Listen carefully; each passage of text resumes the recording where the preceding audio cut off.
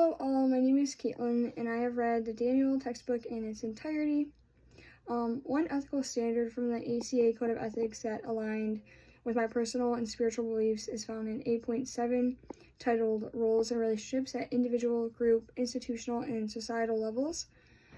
And then more specifically, 8.7a, which is titled Advocacy. This standard is described as a counselor advocating for an individual, group, institution, or societal level to help overcome challenges or obstacles that one may face in order to help personal growth and development. So the harmony between my personal views and this standard is explained due to the integrity that I want to encompass as a counselor and as a Christian. Advocating for an individual or group is standing up for what is right, even when that may bring about a personal hardship or hardship in general, and it requires a lot of time and effort. Another aspect to this harmony is having true empathy for another person.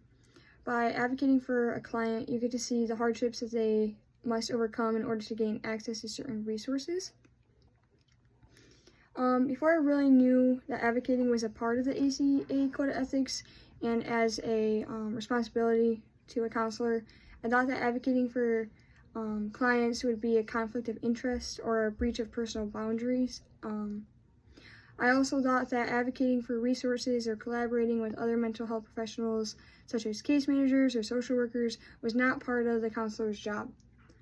I would always just tell myself when I was first learning and reading about advocating for clients that I just didn't really see that ever being like the case for me or a scenario that would actually ever happen.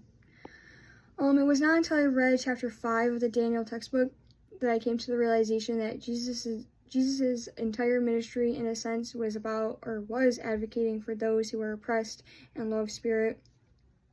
He also sat with, dined with, walked with, and just hung out with people who were mistreated and denied by society.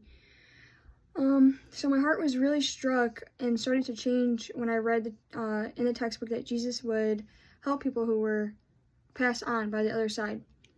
As a counselor, it is our job to enter into the trauma of our clients and help carry their burdens while we're in sessions with them. In the article titled Diversity and Inclusion in Case Management,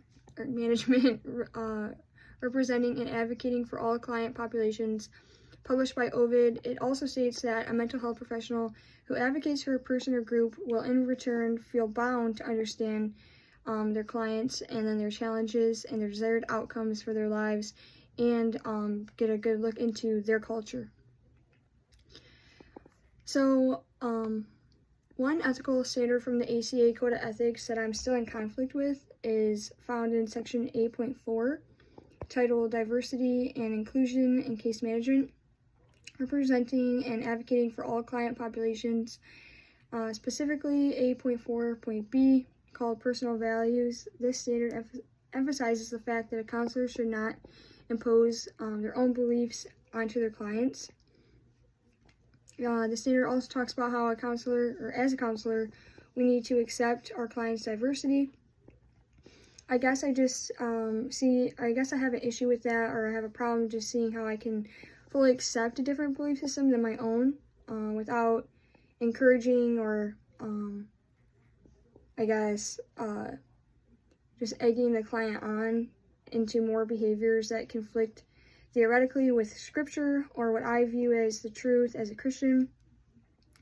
So I'm looking forward to learning more about how to, what to say, how to take these issues and just gain further insight without, encouraging the client on, if it's not beneficial to their lives or their own belief system, whatever that may be, even if it's not Christianity.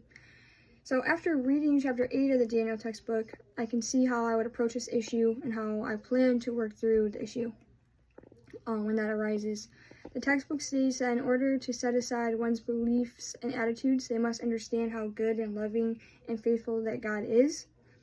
As a counselor, I need to trust two things. First off, that God is in control of my clients' lives, and He loves them very much and more than I ever could, or anyone in their life.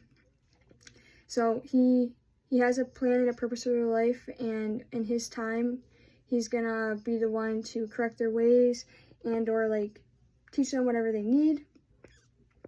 So I don't need to impose my personal beliefs or values onto my clients because God ultimately is in control of their life.